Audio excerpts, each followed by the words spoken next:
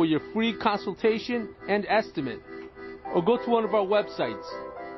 Can't see the lumber. What we've done here, instead of putting a column on the bottom, OJ channel, starter strip, straight. Here we are. We just installed vinyl cedar shake siding on this house. We're on the front now, and as you can see, it was a tear-off.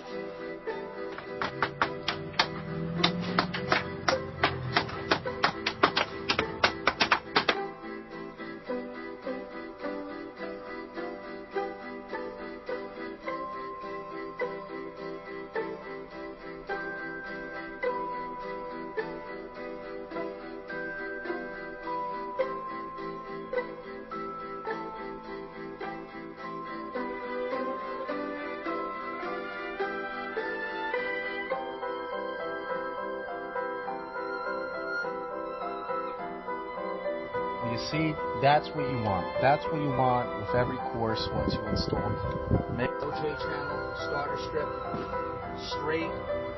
Trim board, we're getting a nice look on it. We have some cold molding between the blocks. It's just finishing up right now.